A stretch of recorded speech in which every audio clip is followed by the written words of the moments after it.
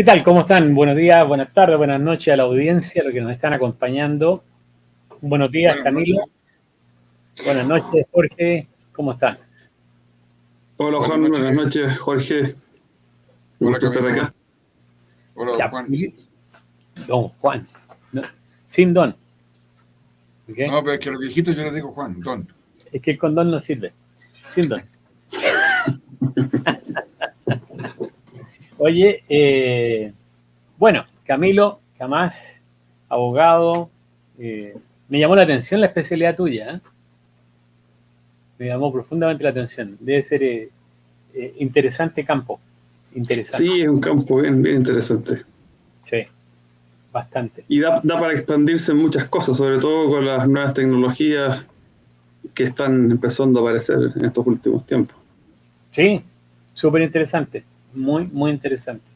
Oye, bueno, el programa hoy día tiene que ver con el actual proceso constituyente. Por eso tenemos aquí a Camilo, que Camilo es abogado, conoce del tema, fue candidato a diputado por el Partido Republicano, si no me equivoco. Correcto. En su momento, de ahí nos cuentas tu experiencia, si te gustó o no te gustó, si vas a querer volver a hacerlo. Hay mucha gente que se enfrenta a eso y después no quiere nada más. Y vamos a hablar sobre la Organización de las Naciones Unidas, la actual ONU. Pero antes, un poquito de historia, un video cortito, sin editorial el día de hoy, para que se entienda de dónde nace la ONU. Así que, corre el video.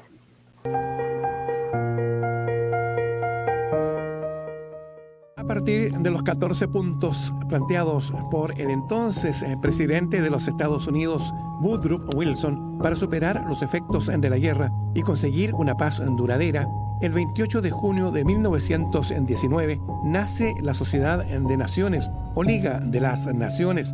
Fue una consecuencia a la reacción de las diferentes naciones contra los horrores que provocó la Primera Guerra Mundial. Millones de muertos, inválidos, población civil desplazada, pobreza, deuda de guerra, la caída de 4 imperios, el alemán, el austrohúngaro, el ruso y el otomano, que a su vez provocó inestabilidad política. La Sociedad de Naciones pretendía impedir una repetición de los hechos que dieron lugar a la guerra, como la falta de cooperación, la existencia de pactos secretos entre estados o la ignorancia de los pactos internacionales. Por eso se quiso crear un organismo a través del cual las naciones pudiesen resolver sus disputas por medios pacíficos en lugar de militares, evitando aquellas causas que llevaron a la guerra. Thomas Woodrow Wilson fue un político y abogado, 28º presidente de los Estados Unidos, que asumió el cargo desde 1913 a 1921. En enero de 1918, expuso sus famosos 14 puntos para asegurar la paz en Europa y el mundo, por lo que se le considera el impulsor de la Sociedad de Naciones. Entre los puntos figuran la absoluta libertad de navegación en la paz y en la guerra, fuera de las aguas jurisdiccionales, la desaparición de las barreras económicas, la garantía de la reducción de los armamentos nacionales, el reajuste absolutamente imparcial de las reclamaciones coloniales y la Asociación General de Naciones a constituir mediante pactos específicos con el propósito de garantizar mutuamente la independencia política y la integración territorial tanto de los estados grandes como de los pequeños. Thomas Woodrow Wilson recibió el Premio Nobel de la Paz en 1919 como impulsor de la Sociedad de Naciones y defensor del segregacionismo racial. Interesante el personaje Woodrow Wilson. De hecho, cuando uno da el examen para hacerse ciudadano americano, una de las ciento y tantas preguntas, creo que son 120 preguntas, es justamente respecto de Woodrow Wilson. La Sociedad de las Naciones duró poco, bastante poco. No se pudo concretar porque hubieron varios problemas, entre ellos ausencia de las potencias, la no posibilidad de aplicación de las sanciones porque no tenían mucha fuerza. El Congreso de Estados Unidos nunca dio la aprobación para ser parte de la Sociedad de las Naciones. Por lo tanto, Estados Unidos no tenía mucho que decir en eso. Y Por último, yo creo que el fracaso más grande de esta organización fue el no poder haber hecho nada respecto de la crisis económica de la década de los 30, de 1930. Y después viene la Segunda Guerra y se nos mete la ONU. ¿Quieres comentar algo más respecto de la Sociedad de las Naciones tú, Camilo? Bueno, estas cosas siempre se usan o se tratan de implementar bajo todas estas ideas como nobles, que son para evitar la guerra y todo eso, pero en realidad ya empezamos a ver como una especie de protoestructura para ir consolidando una etapa del proceso para ir estableciendo un gobierno mundial. Es como la primera tentativa que se hace durante el siglo XX, ya más formalmente. Y esto cuando fracasa la Liga de las Naciones es igual recogido por Roosevelt, estas ideas de Wilson para armar las Naciones Unidas. Es interesante, ¿eh? Yo creo que muy poca gente sabe de los orígenes o de dónde nace todo este asunto de la ONU, cómo llega a la ONU. ¿Cuál fue la razón que en 1945 nace la ONU? Más o menos lo mismo que con la Liga de las Naciones, para supuestamente evitar nuevas guerras a partir de lo que fue la Segunda Guerra Mundial. Ya.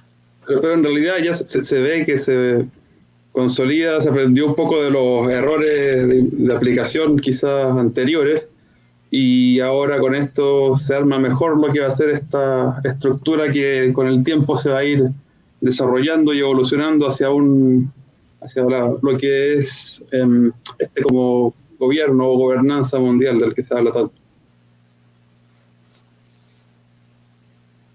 ¿Desde hace cuánto tiempo para atrás crees tú que la ONU viene agarrando fuerza? ¿2 décadas? ¿3 décadas? O sea, la ONU se creó desde el principio con esta intención. Yo sé. Pero cuando se ha ido haciendo más fuerte y patente, yo creo que sobre todo en la última década. Y sí, quizás en algunas anteriores, pero desde el 2010 para adelante, sobre todo el 2015 para adelante, ya es absolutamente manifiesto. ¿Eso se debe a todos los contratos que, por ejemplo, en el caso de Chile se han ido firmando con la ONU? Que claro ya que es sí. posible salir de ahí.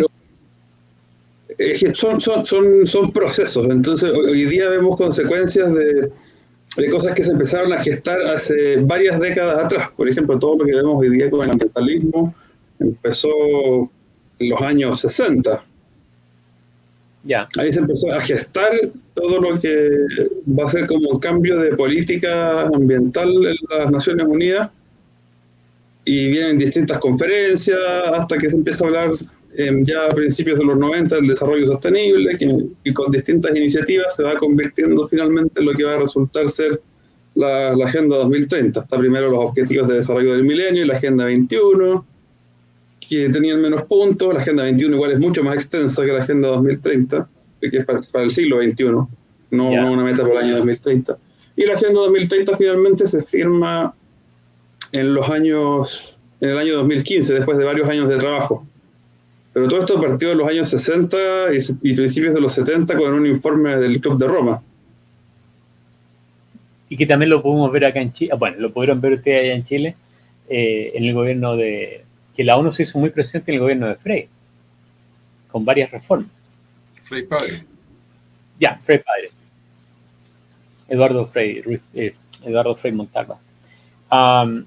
Pero ¿en qué momento crees tú o la ONU nació politizada como está el día de hoy? ¿O se fue politizando con el tiempo? No, la ONU nació politizada para esto. Son procesos. Ya. No es que haya nacido con un fin noble que se haya desvirtuado o tomado por otra gente. Y no importa el gobierno que esté arriba, da lo mismo. Siguen adelante con sus ideas. Exactamente. Ya. Interesante. Ahora, ¿cuánto crees tú que de la ONU hay en la actual Constitución? En la actual constitución. No en la vigente. actual, sino que en el proceso que estamos viviendo en este momento. Mucho. Es una constitución muy funcional a toda la agenda de Naciones Unidas. En muchos artículos que vienen, más allá de las cosas que se discutan de que están o no las Fuerzas Armadas, de que si tal o cual cosa debe estar regulada en la Constitución, el texto es muy funcional a lo que es la Agenda 2030. De hecho, si esto se aprueba, la Agenda 2030 se estaría aprobando formalmente como una norma jurídica en Chile, porque actualmente la Agenda 2030 no es una norma jurídica que sea obligatoria como fuente de derecho internacional.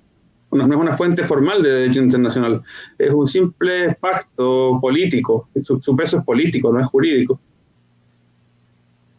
Lo que se llama soft law. Soft law. O sea que eso significa que si se aprueba esta nueva propuesta que nos van a hacer en diciembre, pasaría a tener un peso jurídico. No político como hoy día. Así es. Grave. Muy grave. Gravísimo. ¿Cuál crees tú, Camilo, que sea el motivo por el cual, esto es una pregunta que yo más o menos sé la respuesta, pero yo siempre hago preguntas pensando en que hay otra gente que puede estar mirando, que a lo mejor no sabe, y si saben mejor que lo reafirmen. Pero ¿cuál crees tú que puede ser la razón por la cual esta gente, partiendo por los que partieron corriendo el día 5 de noviembre del año pasado, octubre, ¿cuándo fue? Después del plebiscito que pasó, que se ganó con 62%, parten corriendo al día siguiente a la moneda a ponerse de acuerdo con nuestro gobierno de izquierda o unionista para volver a hacer esto que están haciendo hoy día? ¿Cuál piensas tú que puede ser la razón de esta gente para hacer esto? Porque hay que cumplir la agenda. Si no funciona de una forma, hay que volver a intentarlo hasta que por cansancio esto se logre imponer. Y esta gente que salió a prestarle ropa al gobierno inmediatamente es porque están trabajando para la implementación de esta agenda. Esta agenda esta agenda 2030 de la ONU puede llegar a tener perjuicios grandes para nosotros como chilenos y para la ciudadanía. Yo por eso te pregunto, porque no logro entender cómo pueden haber chilenos que estén dispuestos a entregar a su país de esta manera. Bueno, ahí hay muchos motivos por los que puede pasar eso. Por un lado, tienen incentivos, muchos de ellos van a participar en cosas de la ONU, después reciben sus recompensas, otros pueden ser amenazados, otros simplemente por ignorancia, porque la Agenda 2030 en principio se ve, los títulos, la gran mayoría se ven muy, muy bonitos. ¿Quién podría estar en contra de que se termine el hambre o la pobreza? Pero eso es como la promesa que hizo Chávez en Venezuela. O Cuba, claro, pero no miran en profundidad, ven la superficie solamente. Qué terrible. Por ahí nos pregunta Paulina, nos pregunta si acaso se acaba la República de Chile. Como la conocemos, sí. De a poco se va a abrir una puerta para que se puedan hacer muchas cosas. Ahora, ¿tú crees que este gobierno actual que tiene Chile, que es un gobierno de izquierda, es contrario a este nuevo proyecto de constitución, o está a favor, o son una piedra en el zapato para que la ONU pueda establecerse, pensando en que quizás ellos están buscando otro tipo de constitución más izquierdista, más a su medida? A ver, en primer lugar, este gobierno es agendista completamente. ¿Sí? O sea, sí, está absolutamente alineado con la Agenda 2030 y el desarrollo sostenible y todo ese tipo de cosas. Ellos desde la izquierda hablan también de la famosa constitución habilitante, que si bien no les va a dar todo lo que quieren poder hacer como con el texto que se rechazó en septiembre del año pasado, sí les habilitaría a poder empezar a hacer las transformaciones profundas que a ellos les gusta tanto decir, porque les quitaría muchas trabas del camino que actualmente esta constitución les pone. Pero, ¿tú crees que la ONU los dejaría hacer algo así o no? La ONU les va a dar los lineamientos que corresponden. Obviamente que, por ejemplo, nosotros no vemos que hoy día estén tan empeñados en establecer un gobierno como el de la Unidad Popular propiamente tal, sino que podríamos tomar como referente a la España de Pedro Sánchez, Canadá de Trudeau, por ahí va la cosa. Y todos estos gobiernos progresistas que vemos en Europa y algunos, y Canadá, en algunos estados de Estados Unidos, ese va a ser como el corte. Yo vivo en uno de esos estados. Y no es muy agradable. La verdad, no es muy agradable. Sí, he visto las ocurrencias del gobernador Newsom. Bueno, hoy día justamente, esta semana ha sido bien interesante acá. Hoy día o hace un día atrás, California aprobó de que tú puedes demandar, si eres víctima de violencia con armamento o con armas, puedes demandar al fabricante de armas. Porque le asesinaron a alguien. La pregunta mía es, ¿se irá a poder ahora demandar también a los fabricantes de autos? ¿Los fabricantes de motos? No sé para dónde vamos con esta gente, está horrible. Es que a ese nivel de absurdo quieren llegar para prohibir directa o indirectamente todas las cosas. Al final aquí lo que se busca es que la gente no pueda tener armas. Otra cosa que se le ocurrió al gobernador ahí, un tema de que la gente creo que no puede repeler asaltos. Corrígeme si me equivoco. Los trabajadores de las tiendas no pueden repeler un asalto, no deben interferir. Y te digo que es una cosa atroz, salen videos a cada rato de gente robando en las tiendas como Target o en farmacias como CVS, que ahora van con soplete porque guardan las cosas detrás de unos cuadraditos plásticos para que nadie los pueda sacar. Entonces van a esos tipos con soplete y hasta que rompen todo y lo sacan y nadie puede hacer nada. Así que estamos viviendo un mundo de locura. Así de sencillo. Así es. De locura. Y lo terrible es que, por decirte, esta semana acá en Estados Unidos, ayer la Corte Suprema votó en contra de acción afirmativa, que significa que los colegios y las universidades, los colleges y las universidades ya no van a poder discriminar en base al aspecto racial. Entonces, el presidente estaba muy enojado, decía que esta no era la última palabra, y yo decía, ¿cómo puede decir el presidente eso, que se está interviniendo ante el otro poder del Estado, que es el Poder Judicial? Y hoy día también la Corte Suprema les dijo a un proyecto que tenía el presidente, que hasta mi señora dice ahí que es muy probable que lo haya tirado con respecto de los préstamos estudiantiles, porque sabía que no le iba a salir, porque la Corte lo rechazó, y la idea era que todos los préstamos estudiantiles adquiridos en época de preuniversidad y de universidad quedaran olvidados, algo así como el perdonazo del CADEM que nunca ocurrió. El CAE. Así que así estamos gobernados por gente bien especial, muy, muy especial. Por decirlo de una forma elegante. Sí, no, de todas maneras. Ahora, respecto a tu experiencia con y lo que ustedes vivieron directamente estando en Chile, que es mucho más de lo que yo puedo acceder, en la constituyente anterior había mucha más publicidad de las cosas que iban ocurriendo. ¿Por qué crees tú que en esta no? Está todo callado. A nivel partido, a nivel periodismo, eso lo podemos entender, pero los partidos a mí me llaman la atención, especialmente uno. Mira, la constituyente anterior efectivamente cavó su propia tumba, sembró su propio fracaso en el proceso. Era demasiado avanzado en lo revolucionario lo que querían hacer y la gente le saltaron todas las alarmas y y ganó el voto de rechazo por una mayoría bastante abrumadora, aunque mucha gente tuvimos dudas en algún momento de qué iba a pasar, pero al final veíamos cómo estaba decantando todo. A mí me tocó exponer en 2 ocasiones ahí en la constituyente anterior. ¿Y cómo te fue? Por lo menos los molesté un poco. Pero te escucharon con respeto por lo menos, ¿no? Sí, pero con respeto, pero no me alineé con su discurso progresista, entonces como que no les caí muy bien, que digamos. Me imagino. Ahora...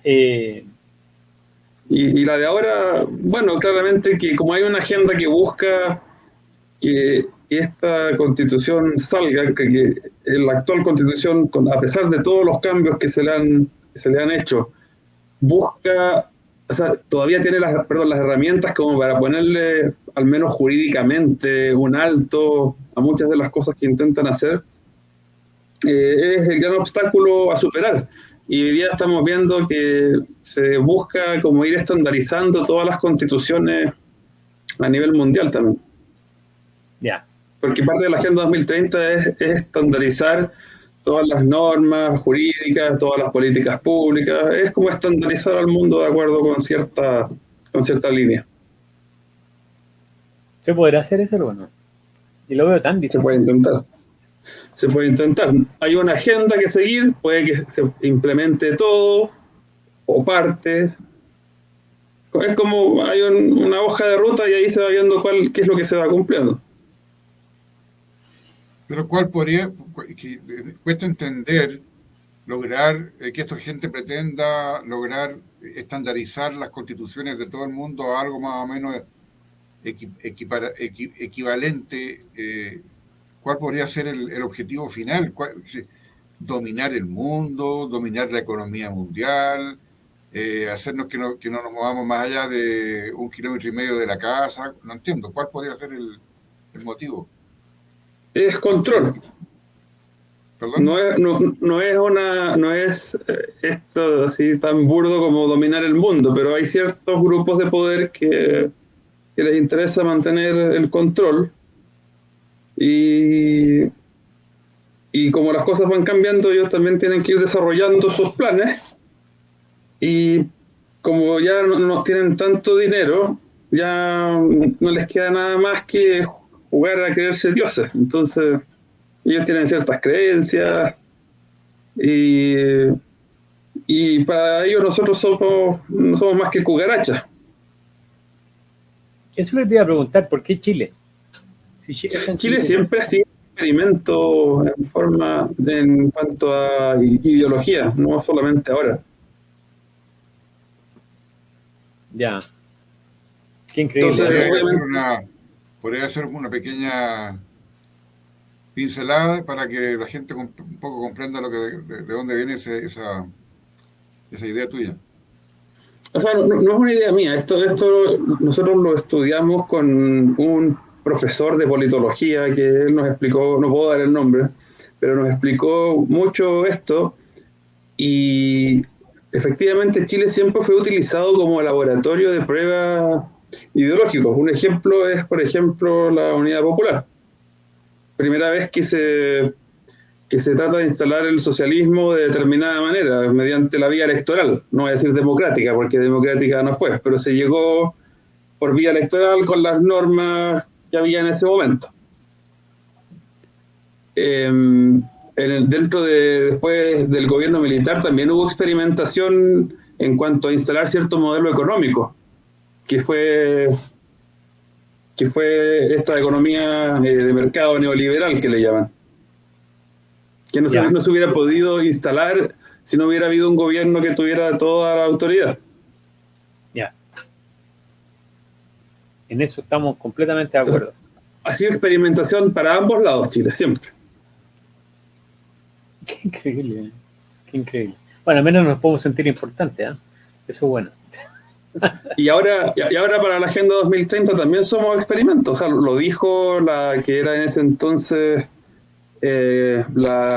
¿cómo se llama? Coordinadora residente del Sistema de Naciones Unidas en Chile, en una entrevista que hizo en 24 horas en TVN hace algunos años, que dijo que Chile era el piloto para la implementación de esta agenda. Y que también era un proyecto refundacional porque dijo que había que repensar el país. ¿Cuál es el país que queremos tener de aquí al año 2030? Y posteriormente, ahora que cambió la coordinadora residente, que es otra señora que se llama María José Torres Macho, si no me equivoco, ella dijo que en Chile ha sido, a diferencia de otros países, aquí ha sido muy fácil implementar la Agenda 2030. ¿Y a qué se debe eso? A la cooperación de la clase política. Oh. Y también... O sea, eso último es lo que yo deduzco, porque no veo otra cosa. Y la complicidad de los medios de comunicación y todo lo demás. Estoy diciendo, se llama Silvia Rux. Silvia Rux era la primera, la que dijo que había que repensar el país y que éramos un piloto. La actual es María José Torres Macho, que dijo que en Chile ha sido muy fácil implementar la agenda, porque Silvia Rux se fue después a Brasil a revolver el gallinero ahí a Bolsonaro. Impresionante. Oye, el nuevo proyecto constitucional no habla directamente de la Agenda 2030, pero sí habla de desarrollo sostenible, sostenibilidad y sustentabilidad. En palabras simples, para que la audiencia lo entienda, ¿cuál va a ser el papel de Chile dentro del conglomerado latinoamericano respecto de estas tres cosas que son el desarrollo sostenible, sostenibilidad y sustentabilidad? ¿Va a ser un ejemplo del resto de los países? Chile va a ser un ejemplo, modelo de implementación de esta agenda, porque aquí ha sido muy fácil, como la misma coordinadora dijo, implementarla y avanzar. Están todos alineados con eso, lo vemos día a día en todas partes. O sea, uno ya llega a saturarlo de escuchar todo el día de sustentabilidad, sostenibilidad en todas partes. Propaganda, noticias, autoridades, empresas. Sí. Sí. Todos se compran el cuento. Todos. Y a todos los compran para que se crean el cuento. Además. Porque esa es la realidad de las cosas. Cuando las empresas... O sea, uno puede entender que hay gente que haciendo el ejercicio mental y hay gente, claro, que tiene esos intereses perversos en implementar esto, pero a mí lo que me sorprende es que haya gente que de corazón lo crea. ¿Hay alguno que lo cree de corazón? Hay gente, sí, no los que están de arriba, gente más común y corriente. Ya. Bueno, le creyeron tantas cosas al Chicho y a Frey, como no le van a creer a estos otros. El problema, yo pienso que Chile se acostumbró a tener un buen pasar económico y no ve las cosas bajo otra perspectiva en este momento, al menos así lo entiendo. ¿Qué significa para Chile si la Constitución es aprobada el 17 de diciembre en términos de inmigración? Bueno, en términos de inmigración ya tenemos una ley que es muy similar a lo que es el pacto migratorio. O sea, si se acuerdan, hace varios años se trató de firmar este pacto global para la migración segura, ordenada y regular de Naciones Unidas, y ahí fue cuando se empezó a hablar de la Agenda 2030. Uh-huh. Porque este pacto es parte, como el mismo pacto dice, de la Agenda 2030, como parte del cumplimiento de los objetivos de la Agenda 2030 y la agenda de aquí, de acá, no sé qué. Y claro, si bien no se aprobó ese pacto, que era soft law, igual que la Agenda 2030, sí se metió en la ley migratoria que se aprobó, que tanto se insistió en aprobar una nueva ley porque la ley antigua del año 75 no estaba acorde con los tiempos, que era una ley anticuada, que el problema es que no era una ley anticuada, era una ley que era mucho más rígida, más estricta con la inmigración ilegal, irregular le dicen ahora, pero no, es la inmigración ilegal. Ya. Yeah. Y mete muchos de los principios del pacto migratorio, todos muy pro-migrantes, muchos derechos a favor de quienes entran ilegales, da lo mismo su situación migratoria, todo ese tipo de cosas. Facilidad para sacar remesas, derecho a educación, derecho a salud, todas esas cosas se van poniendo ahí. Y de hecho, incluso hay promover la interculturalidad y la multiculturalidad, en lugar de que se adapten al país. El país se tiene que adaptar ahí. Claro, y vamos deconstruyendo la identidad nacional, y al final de tantas identidades vamos a terminar en una no identidad. Ahora, en términos migratorios, Chile en los últimos 5 años ha recibido prácticamente el mismo número de inmigrantes que ha recibido Europa en los últimos 20 años. Yo creo que esa es una de las razones principales por la cual la inmigración está tan descontrolada. Ahora, si hacemos una inmigración de ese estilo y se acepta gente que vaya llegando a Chile como se está aceptando en este momento, en algún momento Chile va a tener la misma opción para que la gente pueda salir del país y emigrar a otros países. ¿Eso es lo que busca la Agenda 2030 con respecto de que las fronteras estén abiertas? Claro que sí, quieren un flujo más libre de gente, que no haya identidades nacionales para ir, porque uno de los objetivos de esto es ir diluyendo el Estado-Nación, la soberanía, las fronteras, porque se busca que sea como un solo mundo. O sea, se habla de impulsar la ciudadanía mundial, educar a los niños en la ciudadanía mundial, en lugar de los valores patrios y todas estas otras cosas que siempre habíamos conocido nosotros. Y se habla mucho de las migraciones masivas, no solo con la Agenda 2030, sino que también con el Gran Reinicio, que es parte de la Agenda 2030. El Foro Económico Mundial financia la Agenda 2030 del año 2019. Se juntaron Antonio Guterres y Klaus Schwab para firmar un acuerdo de cooperación para financiamiento y aceleración de la agenda. Y eso pasó muy desapercibido para mucha gente.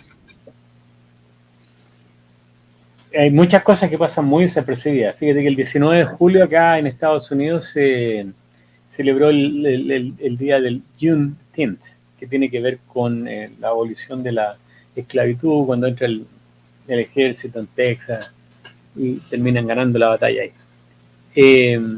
Y se habla mucho todavía. De hecho, aquí California sacó una ley donde le van a pagar a los descendientes de afroamericanos, que nosotros nunca tuvimos acá en California. Tuvimos, ¿cómo se llama esto? Esclavos. Le van a pagar igual y muchísimo dinero. Se calcula que va a ser un total de 800 billones de dólares. Pero la gente todavía sigue hablando de la esclavitud en los tiempos de Estados Unidos, pero no hablan de la europea, de la africana, de ninguna de esas. Estamos a las puertas de vivir en la nueva esclavitud, porque cuando llegan acá los inmigrantes por decenas de miles a diario a la frontera sur, porque llegan a la frontera sur, no llegan a la Canadá, con México, esa gente entra y no hay trabajos disponibles para ellos. Entonces, gobiernos locales como California les entrega o tiene un proyecto de ley donde les va a entregar $400 semanales si la persona no encuentra trabajo. Pero no es suficiente para vivir con $400 semanales acá. Por lo tanto, esa gente termina trabajando en otro tipo de trabajo mal pagados, ¿ya?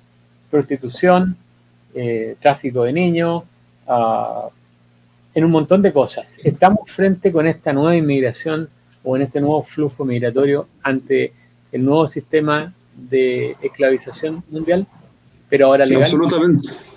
Absolutamente. Esto es lo que busca es destruir la cultura occidental, y para eso hay que mirarla desde adentro, transformándola con cosas que son ajenas a esta. Mientras más ajenas, mejor para esta agenda.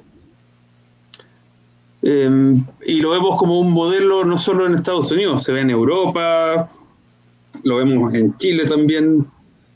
La idea es tercermundizar todo Occidente. Para que unos pocos ganen. Claro, y ahí vemos, por ejemplo, se habla mucho también de los inmigrantes climático. Se habla en el pacto migratorio, le dedica una sección a eso. Y el Foro Económico Mundial también, en sus predicciones para el año 2030, habla que miles de millones de personas van a tener que migrar por temas del supuesto cambio climático y que vamos a tener que cambiar nuestra actitud hacia los refugiados. No sé si ustedes vieron ese video o leyeron ese artículo. No. No, ahí yo pasé. Ya, búsquenlo después, está en el canal del Foro Económico Mundial, se llama 8 predicciones para el año 2030. 8 predicciones para el año 2030, ok. Sí. Donde no tendrás nada y serás feliz. Es increíble. Dentro de mira, antes de hacerte yo la pregunta, quiero hacer la pregunta que te hace Víctor acá, y creo que mucha gente se hace la misma pregunta. Dice, Camilo, considerando las porquerías de políticos que no respetan al soberano, ¿qué opción tenemos la ciudadanía a excepción de enfrentarse? Bueno, el otro día estaba viendo un programa de Alex Jones, ahí en su canal Infowars, y él estaba leyendo un posteo que hizo alguien en su cuenta de Instagram, no se veía quién era, pero que decía, obedience is what gives tyrants their power. Read it again. O sea, la obediencia es lo que le da a los tiranos su poder. Léalo de nuevo. Ahí, espero que eso haya respondido a tu pregunta. Ya. A buen entendedor, pocas palabras. Víctor, te aseguro que lo entendió. Ahora, una de las preocupaciones que hay que una vez que si esto se rechaza, este proyecto el día 17 de diciembre, existe el miedo de que nos metan la nueva constitución por el Congreso. ¿Hay posibilidades de eso o no? Yo creo que sí, puede pasar. Hay una agenda que implementar y van a tratar de hacerlo por la forma que sea. Quizá puedan pausarlo momentáneamente por todo el agotamiento que esto va a producir y esperar a que la gente baje un poquito la guardia, quizá. Y en periodos especiales, como típico entre gallos y medianoche, alguna fecha como feriado, qué sé yo, empiecen a avanzar ahí, o quizás decreten nuevas cuarentenas por una supuesta pandemia, y la gente no va a poder acceder tanto al poder legislativo para hacer lobby y otras cosas, y van a ir avanzando, porque a ellos les convino mucho que la gente no pudiera movilizarse. Por estar encerrados en sus casas, pudieron avanzar en un montón de cosas. Bueno, la OMS... nadie los molestaba. Claro, la OMS dijo que venía una nueva pandemia. Sí, y varios lo han dicho, y están firmando este tratado de pandemias para implementar el sistema One Health. Exactamente. Que no se puede permitir eso por ningún motivo. ¿Cómo se puede impedir? Desobediencia civil nomás. La única manera. Ahí está tu amiga, Keka. Hola, Keka, ¿qué tal? Es complicado el tema, es extremadamente complicado. Yo creo que si la Constitución es rechazada, van a hacer cambios a nivel político importante, en mi opinión, creo, a nivel de presidente. Van a subir otros que van a empezar a arreglar la economía, la gente se va a acostumbrar a estar de nuevo bien, y de ahí meten nuevamente un nuevo proceso constituyente, y lo más seguro es que ahí lo podrían aprobar. Es muy probable. Ya, yo al menos lo veo así. Jorge. No, yo quería preguntar o hacer una reflexión mirando el comportamiento que se está viendo que puede venir. Yo no digo que esté hoy día, pero que a todas luces se ve que va para allá, de republicanos, en el sentido de que van a llamar a aprobar. Toda la gente, como hablábamos, toda la gente que votó por republicanos lo hizo por un motivo, y ese era que ellos estaban en contra de esta farsa. Ya, suponiendo que ellos finalmente deciden llamar a aprobar, toda la gente esa que votó por ellos va a quedar mal, van a quedar huérfanos, porque no los van a apoyar seguramente en la municipal que viene el próximo año, y tampoco los van a apoyar a Kast en la presidencial. Entonces, toda la gente que va a quedar huérfana, toda esa gente que ya no va a estar, no se va a sentir identificada ni con la derecha traidora, ni con republicanos, que parece que se podría incluso plegar y pasar a ser parte de esa misma derecha traidora. Me parece a mí que hay que o cerrar la puerta e irnos para la casa, o hacer algo contundente, hacer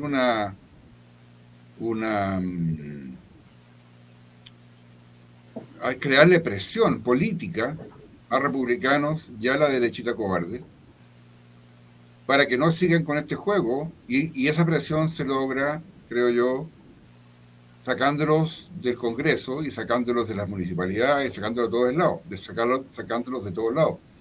Para lograr eso se necesita, como hemos hablado también en otras oportunidades, un nuevo referente político, porque es la única manera de hacerlo, no hay otra forma. La otra, como dicen por ahí, es la desobediencia civil. Yo no lo veo, porque la desobediencia civil yo no la veo, porque en Chile somos buenos para el teclado, pero no somos buenos para andar aplanando calles. ¿Qué opinas? No hay percepción de amenaza, ese es el problema. Porque la resistencia se hace cuando se percibe la amenaza, y mucha gente todavía no tiene esa percepción, no percibe la real amenaza que hay detrás de todo esto. ¿Creen que mientras no les toque la economía? Dale.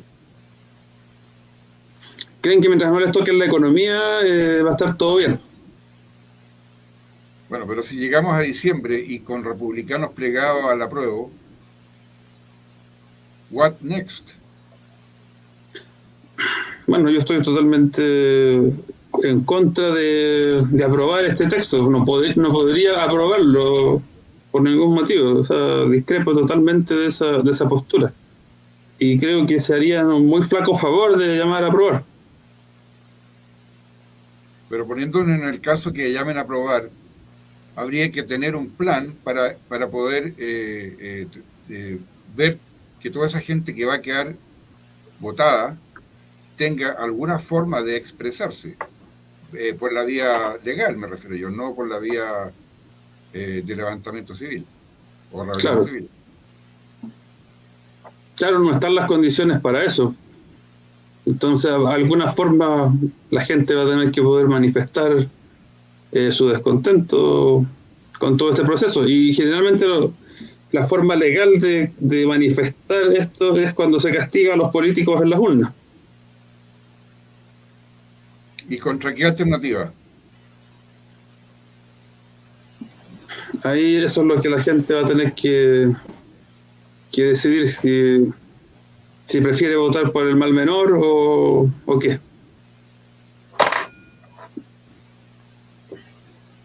¿Qué piensas tú de la figura de un líder? Porque mucha gente habla del líder. Necesitamos un líder. Como que toda la gente está esperando que llegue el Capitán América y solucione todo.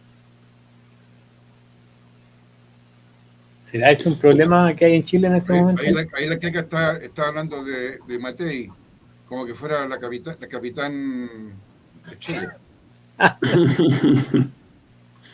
Siempre se ha buscado la figura de algún líder que nos salve, pero hay que entender que ningún político nos va a venir a salvar. Para que un líder realmente pueda hacer algo, necesita tener un sistema que le sea más favorable, porque con el sistema parlamentario que tenemos hoy día, es muy poco lo que un gobierno puede hacer, porque quedó diseñado de tal forma que aunque haya un gobierno elegido, ninguna fuerza tenga la suficiente representación parlamentaria como para poder imponerse a los demás.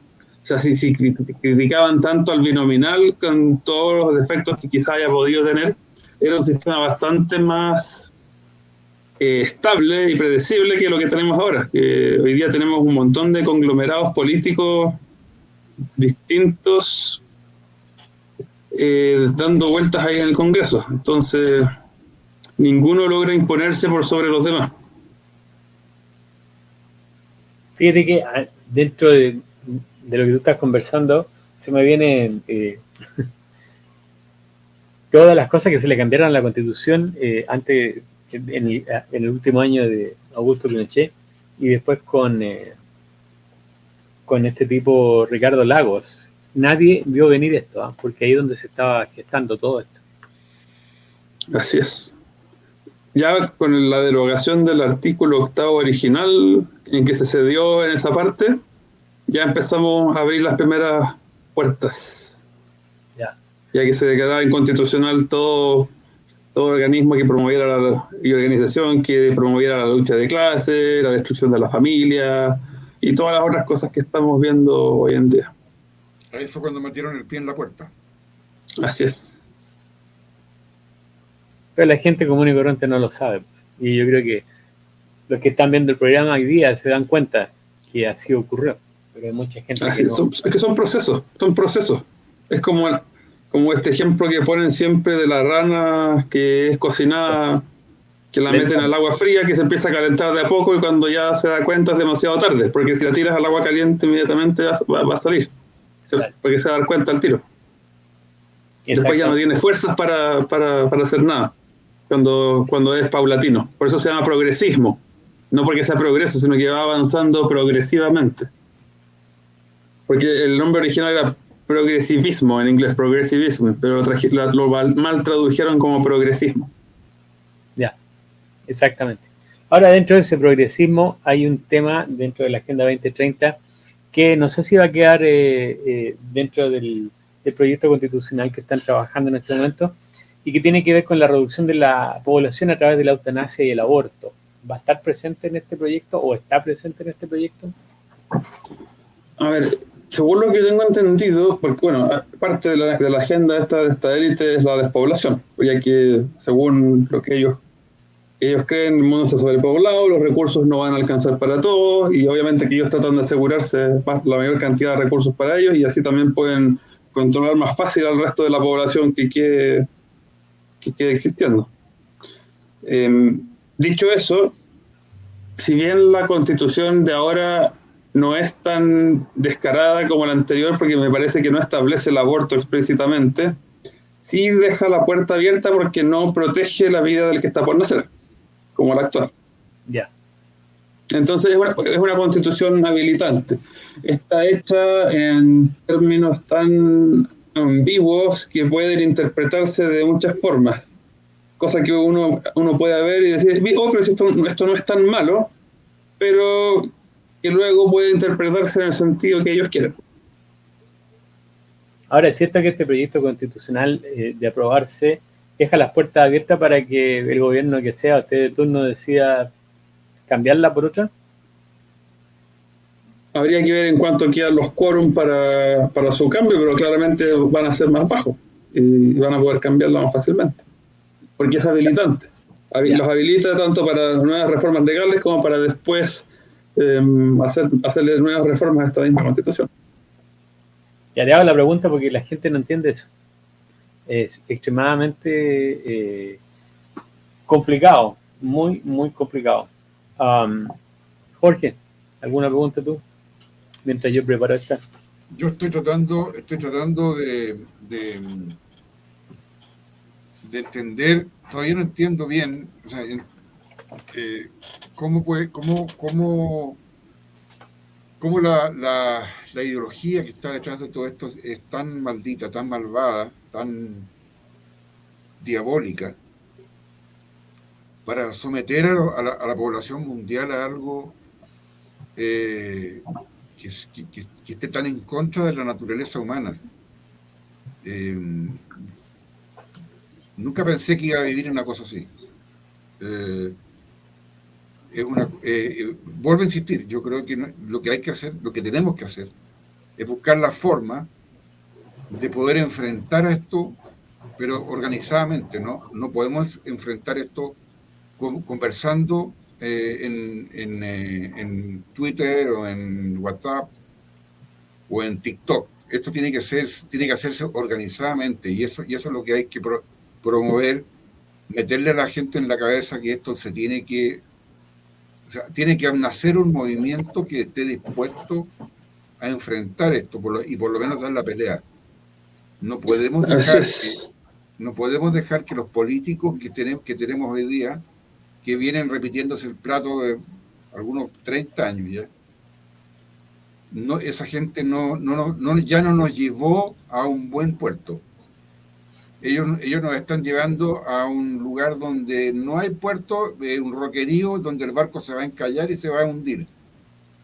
Entonces, tenemos que hacer algo. Eso es lo que pienso y ojalá que haya más gente que entienda lo grave de lo que estamos enfrentando para que reaccione y empecemos a hacer algo, porque no podemos quedarnos mirándonos, lamentándonos. Fíjate que aquí la Keka nos dice algo que es bien interesante. Voy a colocar la pregunta de Víctor. Dice, la verdad que este proyecto constituyente se verá si las convicciones republicanas son verdaderas o solo eran pantalla.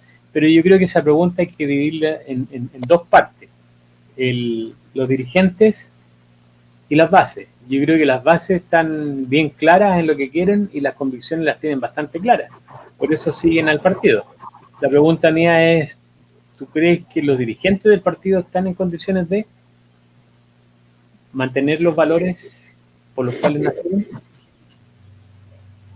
Eso tendrías que preguntárselo a los dirigentes, pero claramente se ve que las bases y los dirigentes no están en la misma sintonía. Es lo que yo pienso, exactamente, es lo que yo pienso. Mira la pregunta que tiene, la saqué yo, que tiene Camilo ahí, si la puedes contestar. Perdón, que tiene Víctor, dice Camilo, la pulsión merluciana es seguir y seguir hasta lograr una nueva constitución. Técnicamente, ¿qué posibilidad hay de mantener la actual constitución? A ver, de mantener la actual constitución, al menos en lo que es la votación de fin de año en diciembre, de momento se estaría votando en contra y ganaría esta opción. No sé si por un margen tan amplio como la vez anterior, que fue un 60 y... ¿cuánto por ciento? 62%. Uh-huh. No sé si por tanto, pero sí la tendencia, de todos los indicios parecieran mostrar que se debería votar en contra y que no se debería aprobar este nuevo texto, por lo menos si fuera en este momento. ¿Qué te hace pensar a ti que no sería tan abrumador el rechazo nuevamente? Que esta constitución no es tan descarada por un lado como la anterior, es bastante más...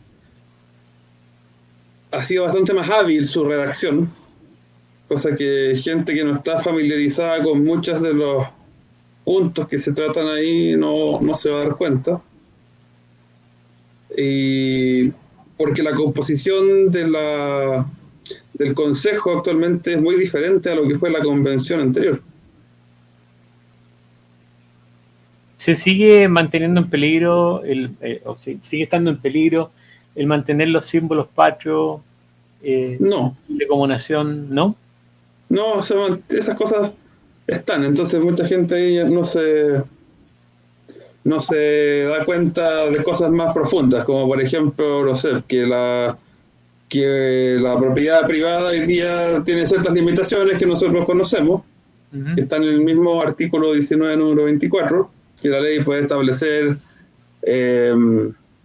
limitaciones al ejercicio de la propiedad, si se basan en, qué sé yo, el desarrollo ambiental, por causa de utilidad pública, la seguridad nacional, ese tipo de cosas que establece ahí. El patrimonio ambiental, la salubridad pública, intereses generales de la nación, etc. Pero además, este nuevo proyecto dice eso mismo, pero le agrega y la sustentabilidad, y el desarrollo sostenible. ¿Qué es el desarrollo sostenible? La Agenda 2030. Eso hay que metérselo bien en la cabeza. La Agenda 2030 y desarrollo sostenible son exactamente lo mismo. Es Agenda 2030 para el desarrollo sostenible, con 17 objetivos de desarrollo sostenible. Y una de las cosas que se busca ahí, por ejemplo, es ir eliminando la propiedad privada. Ya, aquí tengo tú lo escribiste en tu artículo, dice en el capítulo 2, artículo 17, número 21, se establece el derecho a la vivienda adecuada, indicando en la letra B de este numeral que el Estado adoptará medidas orientadas a generar un acceso equitativo a servicios básicos, bienes y espacios públicos, una movilidad segura y sustentable, conectividad y seguridad vial, y por su parte el número 19 consagra el derecho de propiedad en sus diversas especies sobre toda clase de bienes corporales o incorporales, que no sé, ahí explícanos qué después de eso. Y en la letra A, respecto de las limitaciones de la propiedad, indica que solo la ley puede establecer el modo de adquirir la propiedad, de usar, gozar y disponer de ella, y las limitaciones y obligaciones que deriven de su función social. Esta comprende cuanto exijan los intereses generales y la seguridad de la nación, la utilidad y la salubridad pública, la conservación del patrimonio ambiental y el desarrollo sostenible. Yo, que considero que tengo un poquito más de conocimiento, me cuesta entender esto. ¿Nos puede explicar todo esto que te acabo de leer? Bueno, ahí la propiedad, como se ha dicho siempre, y esto ha sido siempre jurídicamente hablando, no es un derecho absoluto, siempre tiene limitaciones. En base a esto, por ejemplo, no sé, el típico ejemplo que uno da, si hay que construir una carretera y uno tiene un predio que está donde pasa esa carretera, a uno lo tienen que indemnizar por esa expropiación. No puede ser como la expropiación que hacían en la Unidad Popular, que no haya ninguna indemnización, o la que hubo con Frei Montalva con los famosos bonos hora que nunca se pagaron al final, que era un insulto de indemnización. Aquí se paga en dinero efectivo y al contado a falta de acuerdo. Se puede recurrir a tribunales. Eso actualmente. Sí. Y en este sentido, si no me equivoco, el nuevo texto no cambia mucho esa parte en cuanto a la indemnización y todo, pero sí cambia otras cosas más sustantivas, como por ejemplo, que habla aquí del desarrollo sostenible. Y en virtud del desarrollo sostenible se va a privar de adquirir muchos tipos de bienes. No solo estamos hablando de bienes raíces, aquí estamos hablando de que quieren controlar la alimentación. De aquí a 15, 20 años más se quiere prácticamente prohibir o eliminar en un 75%, como salió en un informe ahora del Foro Económico Mundial, el automóvil privado. Ya ni siquiera va a ser el tema de los autos a benzina. La Agenda 2030 también habla de todas estas ciudades sustentables. Todo es sustentable y todo está interconectado, es indivisible, como la misma agenda dice. Son de alcance global, universal, aplicación mundial, etc.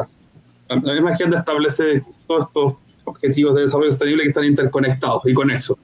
Entonces ninguno puede verse aisladamente de los demás. Todos están interrelacionados. Entonces, aquí me hablas de limitación de la propiedad por el desarrollo sostenible, va totalmente de acuerdo con eso. Van a restringir lo que tú puedas lo que tú puedas comprar para alimentarte o para cualquier otra cosa según tu huella de carbono. Estas cosas se hablan mucho afuera, aquí nadie dice nada, pero afuera son temas. El tema, como te comentaba, de los autos, las famosas ciudades inteligentes y de 15 minutos, en que tu movilidad va a estar muy reducida, porque eso no significa que sean ciudades más eficientes, ni que vas a tener todo más cerca, que a todo el mundo le gustaría tener todo más cerca para que se le faciliten muchas cosas, ¿no? Va a ser mucho más controlado por donde uno se puede mover, porque la idea es que uno pueda llegar a pie o en bicicleta. Y para poder andar en auto a otros lugares, uno va a tener que sacar permisos especiales y otro tipo de cosas. Es que tiene la suerte de tener un auto eléctrico, además, porque quieren eliminar los autos de benzina. Hay un plan de gobierno acá para esto de aquí al 2035, mismo modelo que se ha tratado de aplicar en Europa, que está en suspenso por el momento, solo que allá hay gente que le hace frente. Acá nadie, aquí pasa colado. Aquí está full power. ¿Cómo? Aquí está full power. Sí, pues entonces adquirir todo tipo de bienes, pero aquí ya empezamos con la letra chica, el desarrollo sostenible. Y el desarrollo sostenible da para todo ese tipo, da para todas esas cosas, porque todas esas cosas son políticas concretas de desarrollo sostenible. El carbono cero y todas estas cosas que uno ve acá. Es un sistema que se usa en China, ¿eh? El crédito social. Claro. Bueno, aquí vamos a tener algo más o menos parecido. Y ya lo vimos con los pases de movilidad, que funcionan de la misma manera. Y fue idea de los chinos también, de la Fundación Rockefeller y del Foro Económico Mundial. O sea, todo lo pueden dejar muy bonito en el texto que están proponiendo, pero si al final le agregan en letras chicas para un desarrollo sostenible, ahí queda abierto nuevamente a cualquier cosa que se les ocurra modificar o imponer en pos del desarrollo sostenible. Eso es, ¿no? Claro, y ahí lo que te dije ahora es solamente un ejemplo de muchas cosas. Bueno, no sé si supiste que esta semana nosotros empezamos acá, ya podemos consumir carne hecha en laboratorio. Sí, pues sí, eso es una de las cosas que se está hablando mucho. Eliminar la carne de vacuno, sobre todo por toda esta supuesta contaminación de metano y estas payasadas que inventan estos locos. Y cambiarla por esta carne artificial hecha por Bill Gates, entre otros, que es bastante de dudosa seguridad, para empezar. Es complicadísimo, porque están jugando a ser Dios. Sí, y le hacen mucha propaganda a comer insectos también. Bueno, México están tan acostumbrados. Lo que antes habría sido motivo para cerrar un restaurante, ahora va a estar metido como parte del menú. En China me tocó comer insectos de todo tipo, y fíjate que no son tan malos, a pesar de, bueno, son feos para mirarlo, pero si cerras los ojos, te lo echas a la boca, pasa. Claro, pero aquí están haciendo ingeniería social, si ese es el tema. Esa es la diferencia.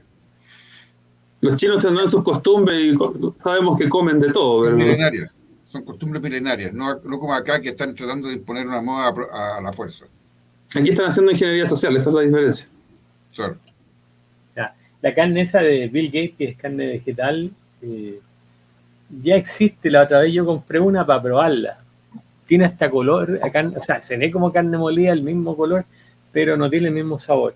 Pero esta semana empezaron ya con la carne creada en laboratorio a partir de células. Uh-huh. Y la más complicada para ellos en este momento es la carne de pollo, porque es muy cara producirla, así que los pollos van a seguir sufriendo. Van a seguir sufriendo. Claro, pero eso también se puede prestar para... Imagínate tú que en esa planta donde se produce esa carne artificial, se mete un loco y le mete algún producto a esa carne que puede ser... Hoy día hay productos en concentraciones mínimas que producen un tremendo daño. Con esas concentraciones mínimas puede hacer una media cagada, para decirlo en bien chileno. De todas maneras, esos alimentos que van a estar controlados, porque parte de este hambre cero y todo es control de los alimentos, no van a ser precisamente muy saludables, porque se busca reducir la población.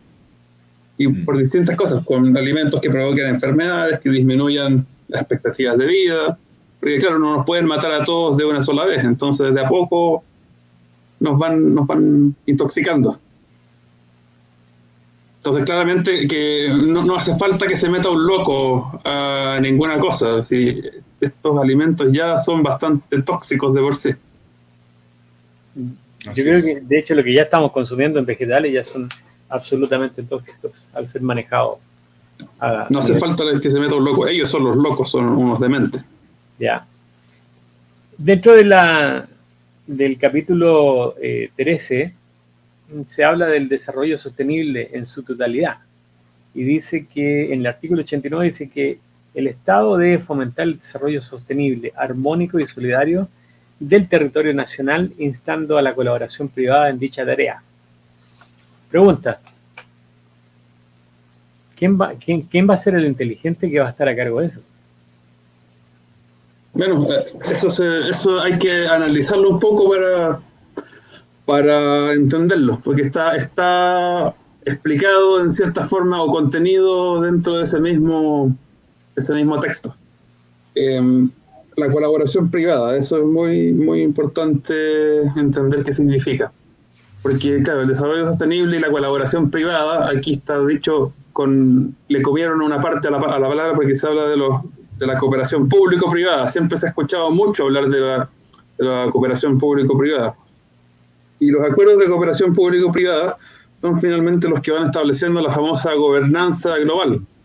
Porque un gobierno mundial hoy en día es un poco difícil de implementar porque todavía formalmente al menos un Estado o un grupo no puede legislar dentro de la soberanía de un Estado, directamente hablando. Ya. Entonces con la gobernanza es un objetivo un poco menos ambicioso, pero más realizable.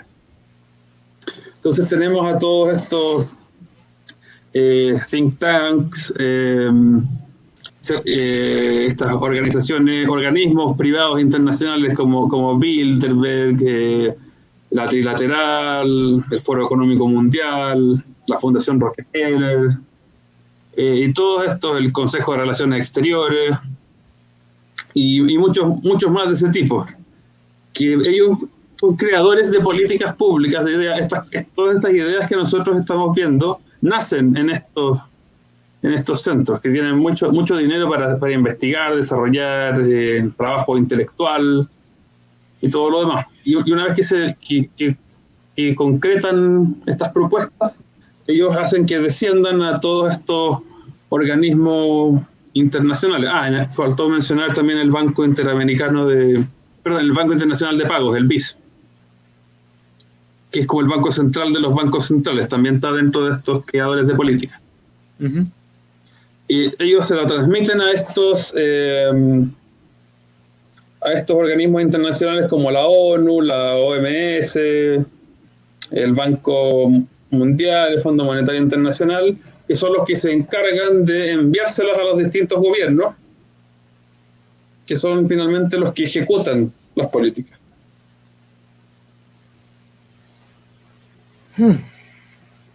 ¿Y quiénes son los sujetos a los que se les aplican esas cosas? Nosotros, a través de legislaciones y políticas públicas, con una tremenda campaña de propaganda, con colaboración de los medios de comunicación.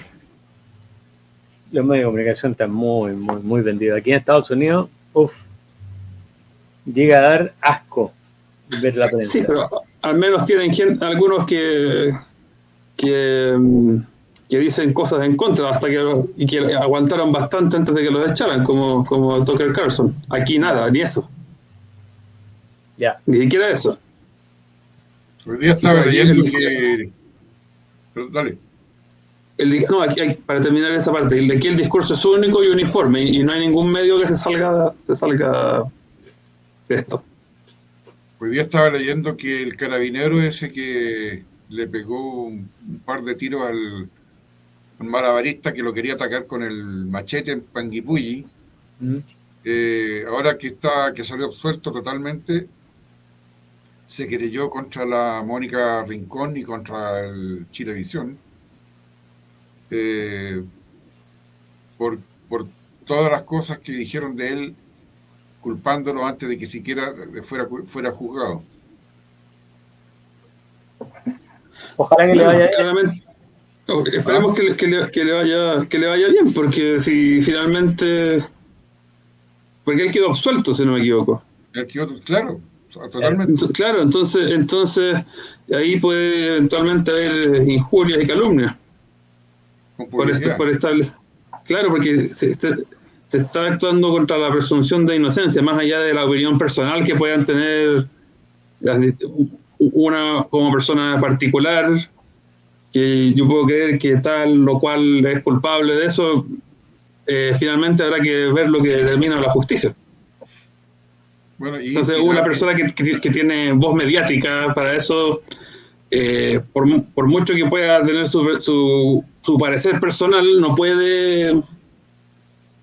puede empezar a actuar como juez y estableciendo una verdad previa a lo que se determine por tribunales.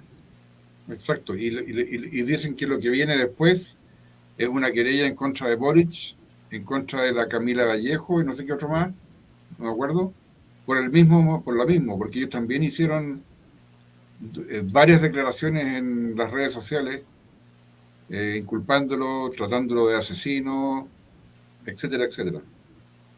Ya, claro, y ahí es más grave todavía porque son parte del Poder Ejecutivo y se están inmiscuyendo en algo que le corresponde al Poder Judicial. Sí, en ese tiempo ellos eran diputados. Claro, diputado, legislativo, tampoco puede inmiscuirse en lo que es el Poder Judicial. No, La separación de poderes. exactamente. Pero lo que pasa es que da la impresión por los acontecimientos que hemos visto durante los últimos 20 años, que la justicia parece que no fuera separada de poderes con los políticos de izquierda, y lo vemos constantemente con lo que está sucediendo contra los militares que están presos en Punta Peuco y en otras cárceles. Claro. Porque la forma en que han sido enjuiciados y han sido condenados es totalmente ilegal para mi gusto. No para mi gusto, no para mucha gente. Claro que sí, toda la razón. Ya el activismo ahí también es cada día más notorio. Una opinión desde el conocimiento del derecho. ¿Es tan mala la constitución actual en Chile como para querer cambiarla? Es una constitución que, a pesar de los cambios que se le han hecho hasta el momento, sigue siendo bastante decente. Sigue siendo la mejor constitución que hemos tenido. En la historia. Sí. Se le pueden mejorar cosas, como por ejemplo, no sé, personalmente yo subiría quórums para reformar muchos temas, sobre todo los que son derechos fundamentales. Lo dejaría en tres cuartos. Y subiría nuevamente el quórum general a 2/3. Ya. ¿Y el sistema de elecciones? El sistema de elecciones, a ver, el sistema que tenemos hoy en día, por ejemplo, para elegir parlamentarios, no está propiamente tal en la Constitución. Pero se podría dejar claro en la Constitución para evitar esto de que una persona suba a un tipo o una mujer que tiene prácticamente 0 votos y 0 conocimiento y 0 capacidades. Bueno, una constitución puede ser más o menos extensa según el gusto de quien sea el constituyente. Se podría poner, no habría un impedimento formal para eso, aunque es más bien un tema legal. Ya. Y se podría hacer con una ley de quórum especial. Porque tampoco es bueno que las constituciones se extiendan demasiado en tantas cosas, pero no habría un impedimento propiamente tal. Yo soy más de dejarlo por vía legal con quórum especiales. Pero para eso necesitamos mejores políticos dentro del Congreso. Y una constitución que obviamente siente la base para que, bueno, el principio general, pero que la ley lo desarrolle en detalle. Ya. Y que el principio general vaya obviamente lo que nosotros estamos hablando. Exactamente. Ahora, perdona, voy a hacer una pregunta tonta, pero a veces las preguntas no son tan tontas.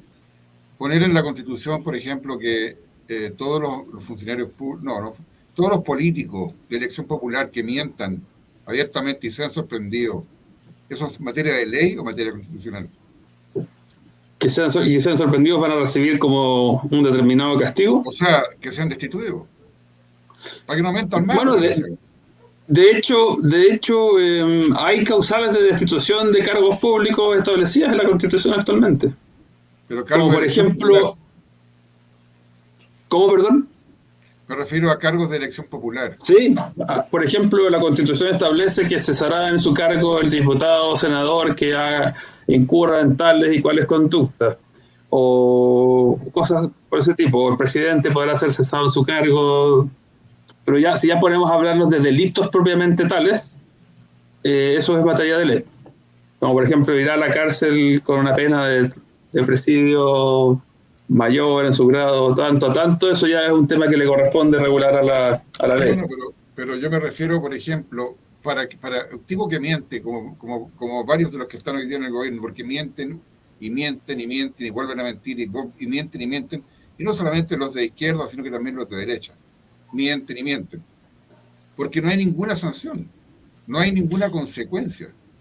Claro, ahí habría que entrar es más difícil porque es una cosa menos tangible, por decirlo de alguna forma. No es tan sencillo, habría que establecer que se entendería por mentir, para empezar.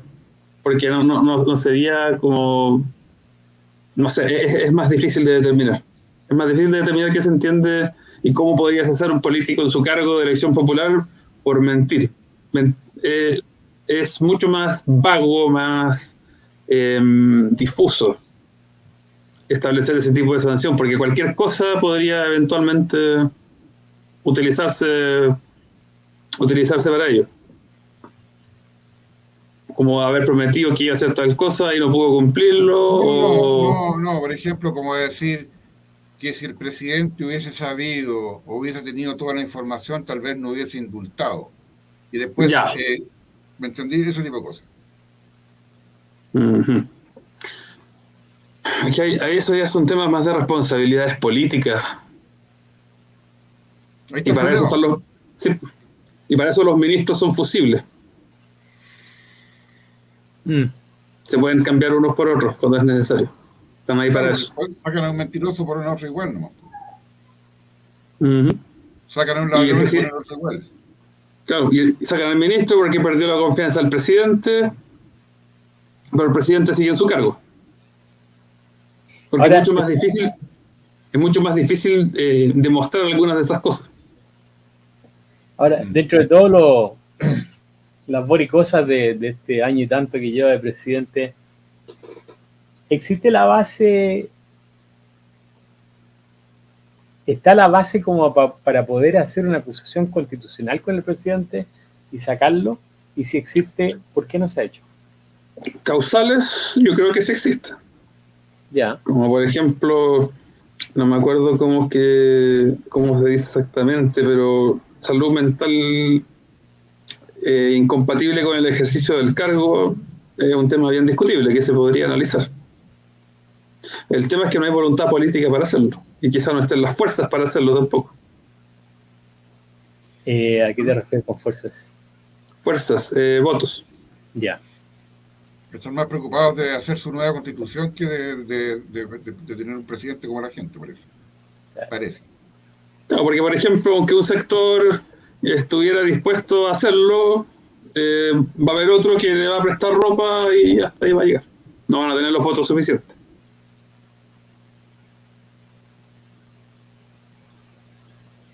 Bueno, no sé si... A Piñera lo creo que votos, ¿no? Sí, deberían hacerlo igual para sentar más allá de que no vayan a ganar, para poner un punto sobre la mesa. Ya, exactamente. Pero eso es lo que falta. No hay acuerdos. La derecha no está funcionando. Bueno, ¿qué derecha? No hay derecha. Si no no existe esa gente, no tiene ninguna sentido de ser. Ellos van actuando de acuerdo a la fuerza del viento que le pegan la vela, porque van navegando así, igual que una cáscara de nuez con un palito y una velita, y para donde va el viento, para allá van los gallos. No tienen ningún timón que los guíe a un destino. Ya. Mi opinión. Te hacía una pregunta y Víctor preguntaba cuál es la forma de votar con B larga este proceso eleccionario. ¿Anulando el voto? Depende del proceso eleccionario. Por ejemplo, en el caso que tuvimos recientemente, en las últimas elecciones de consejeros, se discutía mucho que había gente que quería votar nulo, otros querían votar por tal o cual alternativa. Ahí se podía discutir, pero por ejemplo, lo que viene ahora en diciembre hay que votarlo en contra. 100%. 100%. Ya, 100% en contra. No votar nulo, sino que votar en contra. No, en el proceso de diciembre hay que votar en contra, no nulo por ningún motivo. ¿Cuánto tiempo crees tú, si ganamos con el en contra, cuánto tiempo crees tú que podríamos sostener esa posición en el tiempo para no terminar claudicando ante un nuevo proceso? Difícil pregunta, no sabría decirte. Lo que sí sé es que van a intentar hacerlo de nuevo, quizá van a esperar un tiempo que consideren prudente para que la gente baje la guardia, y de a poco, porque si nos fijamos, este tema de la Constitución y su cambio lo vienen hablando hace muchos años. De a poco empezaron a meter el tema. Sí. Yo me acuerdo que se empezó a hablar por primera vez, quizás se empezó antes, pero cuando yo me acuerdo que se empezó a hablar ya fue cuando estaba Bachelet. Ya se empezó a hablar de que Asamblea Constituyente, de a poco, ahí empezó Frey ya empezaba a hablar también de que había que cambiar la Constitución, llegó Meo diciendo lo mismo, salió esta campaña de marcar en los votos AC, Asamblea Constituyente, y de ahí se empieza a instalar el tema discursivo. Entonces no creo que vaya a ser algo que vayan a soltar tan fácilmente. A lo mejor no lo van a intentar con otro plebiscito, pero sí, como decías tú, vía Congreso. Sí, eso es bastante preocupante. Ahora, ¿crees tú que la estrategia de esta gente fue generar todo el caos de octubre, del octubrismo, y después generar todo el caos en la constituyente anterior con un proyecto constitucional muy de izquierda, muy fuerte de izquierda, que apelaba a quitar todo lo que nosotros conocíamos como república, a sabiendas de que se iba a rechazar para luego ellos tener un camino un poco más suavecito en este segundo proceso? ¿Tú crees que por ahí fue la cosa? ¿La manipulación? Puede ser. Es una hipótesis bastante plausible, no habría que descartarla. No necesariamente fue así, porque puede también que se hayan sentido tan confiados de tener esa mayoría que se quitaron las caretas y eso les haya jugado en contra. Pueden ser ambas alternativas, o sea, quizá un poco de los dos, quizá fue una o la otra, no se podría descartar nada, pero tampoco te podría asegurar al 100% que fue así la estrategia, pero no lo descartaría. Ya, porque yo siempre veo dos corrientes muy oscuras en Chile, y unas tienen que ver con el globalismo, que tiene mucho poder porque abarca todo el espectro político, y otra que también es bastante oscura, que es la izquierda radical, ¿ya? Entonces, como que las fuerzas se están midiendo por ese lado, y la gente como nosotros, que tiene un poquito más de pensamiento, está tratando de poder, yo creo que aún estamos tratando de elucidar contra quién realmente estamos llevando la batalla. Al menos eso es lo que yo pienso. Creo que ya se está sacando la careta completamente, que es contra el globalismo, más que con la izquierda. Claro, la izquierda ya la conocemos, la izquierda radical le hemos ganado en ocasiones anteriores, la gente todavía tiene mucho rechazo contra la izquierda radical, por eso que no ganan, a pesar de que hagan mucho ruido y generen muchos problemas que no se puede desconocer. Pero hoy día el verdadero problema es el globalismo, porque es bastante más sutil, va de a poco avanzando con sus ideas progresistas, va subvirtiendo la mentalidad, las voluntades de las personas, que cuando se dan cuenta, si es que se dan cuenta, es bastante tarde. Exacto. Esto es una guerra ideológica en ese aspecto, se hace una lucha ideológica y toma generaciones ir cambiándole. Entonces no es que, por ejemplo, los tiempos hayan cambiado, sino que a la gente le cambiaron las creencias, que es otra cosa. Oye, una consulta. En el supuesto caso de que gane el no aprobar en diciembre, y que, como dice Juan, ellos intenten hacer esto vía Congreso y logren hacer una nueva constitución en el Congreso, ¿necesariamente esa constitución tendría que ser sometida a plebiscito igual, o pueden ellos aprobarla en el Congreso y punto? No tendría por qué ser sometida a plebiscito. La forma ordinaria de reformar una constitución es vía Congreso, presentando las correspondientes iniciativas legales de reforma constitucional, los proyectos de reforma constitucional, como siempre se ha hecho. Ya, pero es una reforma. Plebiscito. Un proyecto de reforma constitucional, como todo. La constitución de Bachelet, por ejemplo, más allá de todas las consultas y todo eso, el proyecto que dejó era un proyecto que se iba a discutir en el Congreso. Está bien, pero esa, si no me equivoco, igual tenía que pasar por un plebiscito. Porque estaba, No estoy seguro. Me parece que no. ¿no? No, esa me parece que no. No estoy tan seguro. Iba a haber consultas ciudadanas, los cabildos y todo, pero no sé si iba a haber un plebiscito al final. Ya, pero Bueno, pero a esas consultas ciudadanas y a esos cabildos van los amigos de ellos nomás, pues no. Claro, van todos los activistas de izquierda. Exacto. Pero ¿cómo se llama? Para reformar la Constitución, eso se hace vía Congreso. Esa es la forma que está establecida y es el procedimiento normal. Para estos plebiscitos que hemos tenido ahora, se han hecho reformas especiales para establecer que iba a haber estos plebiscitos, porque no estaba contemplado. Y no hay, entonces, para que haya un nuevo plebiscito van a tener que hacer una nueva reforma que establezca que va a haber otro plebiscito nuevamente, o que establezca como mecanismo general para hacer reformas constitucionales bajo ciertas circunstancias que hay un plebiscito. Pero en este momento, si el Congreso quisiera hacer una reforma constitucional, si les va mal a este proyecto y se lo ha rechazado, no podrían hacerlo vía Congreso y no tienen por qué llamar a plebiscito. Sí, pero es que estamos hablando de una reforma constitucional a la actual Constitución del 80. Sí, pero podrían cambiarla entera. La nueva Constitución. Es que podrían presentar una especie de reforma sustitutiva prácticamente, que reforme en su totalidad la Constitución actual. Entonces, sustituyese el artículo primero por el siguiente, sustituyese el artículo segundo por el siguiente. Y eso se hace mucho en tramitaciones de leyes. Por ejemplo, hay un proyecto que se está discutiendo y el Poder Ejecutivo presenta una indicación, porque las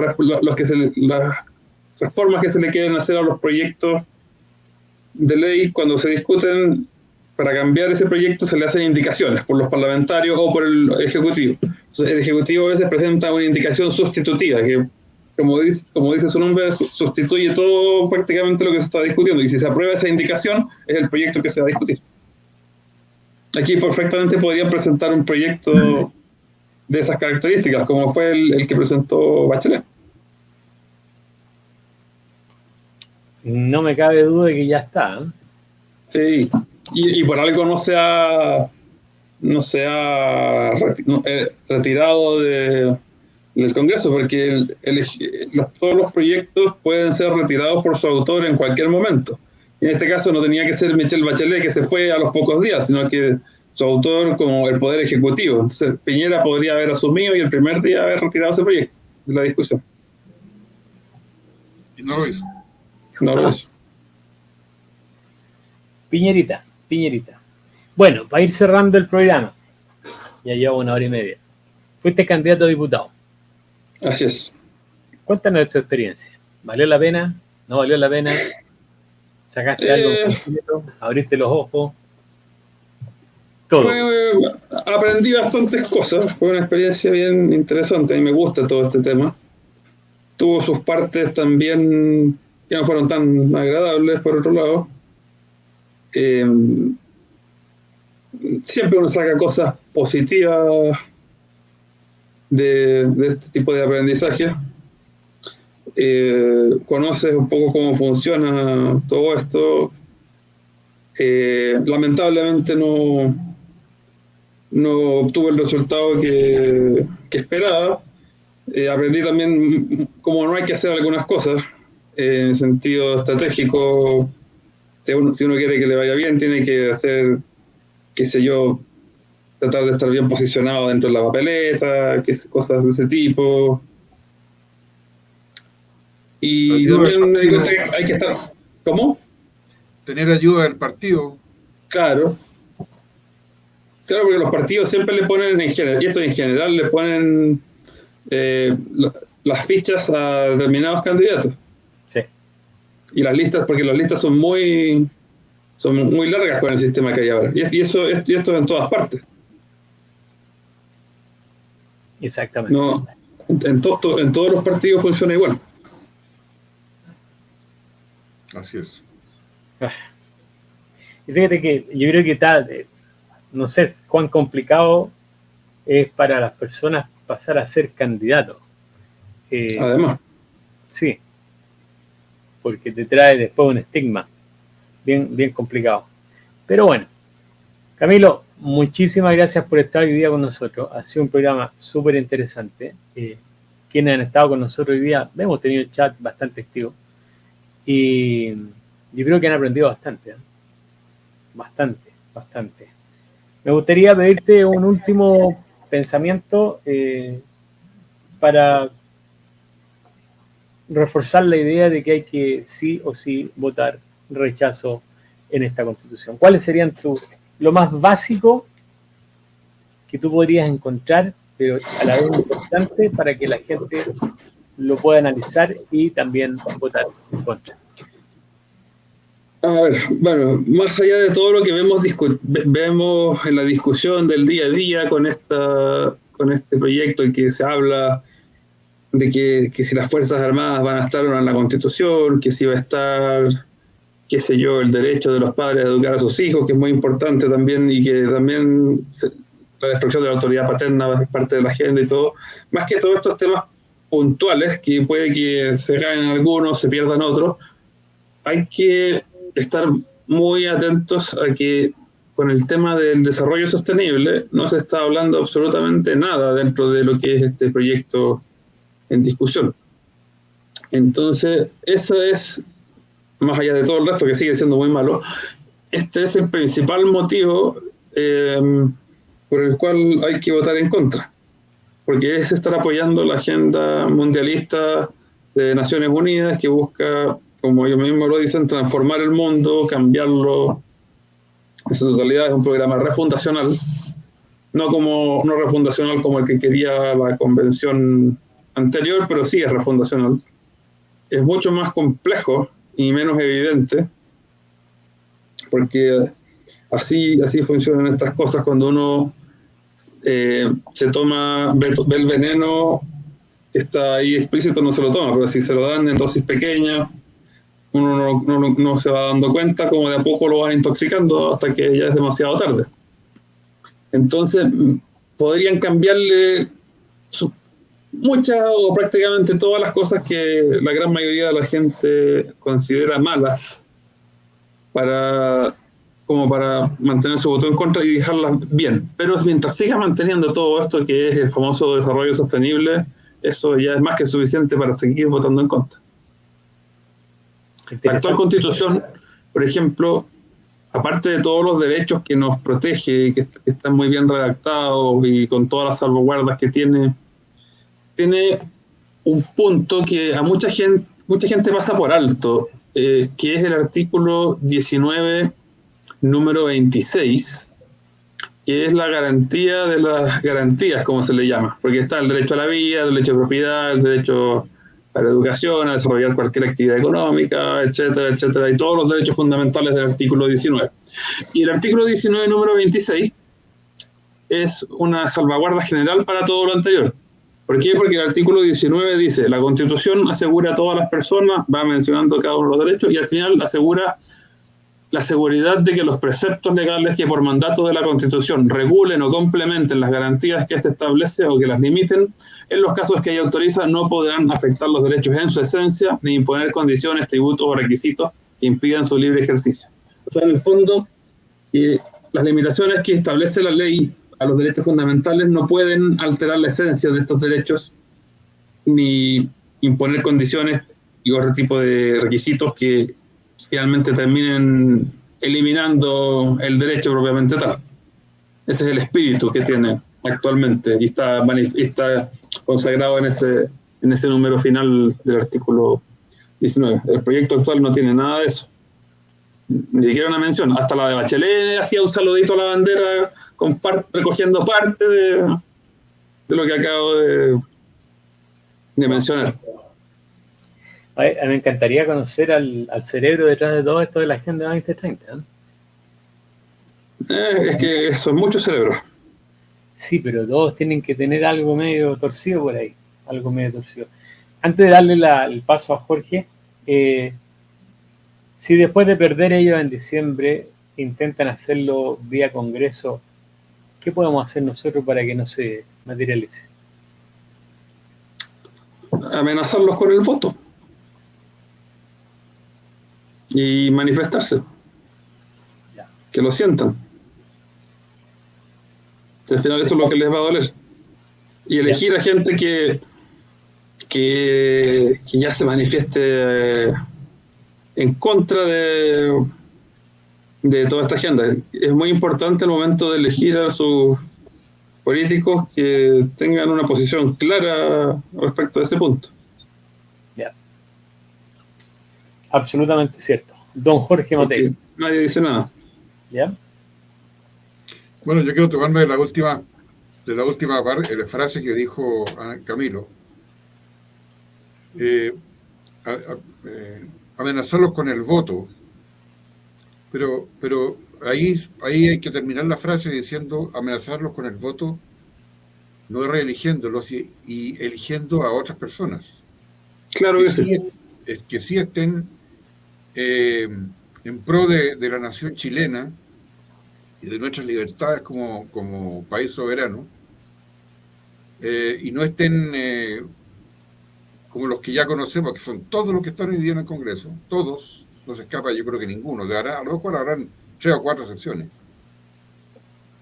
Pero vuelvo sobre el mismo punto que venía tratando de establecer antes. Para poder hacer eso tienen que haber alternativas, porque tú no puedes votar en blanco, porque votar en blanco va a ganar el que saca más votos. En una elección, por ejemplo, de presidencial o una elección de diputados o senadores. Ellos siempre van a tener algo de votos, y con esos poquitos votos van a ser elegidos. Aunque la mayoría de la gente, el 75% de la gente vote nulo o no vaya a votar, con ese 25%, esa gente va a salir igual reelecta. Por eso que tenemos que tener una alternativa. Yo sigo postulando que hay que crear una alternativa patriótica, chilena, que presente candidatos patriotas chilenos y que se den a conocer a través de las redes sociales, porque no les van a dar otra oportunidad. Y partir ahora, por ejemplo, con un movimiento fuerte, bien organizado, que promueva el voto en contra en diciembre. Y después de eso viene la elección del próximo año, que son las municipales, donde de nuevo tiene que haber alguna alternativa en la papeleta que diga que no sea A, B, C o D de los que ya conocemos, que están hoy día todos enquistados en el Congreso.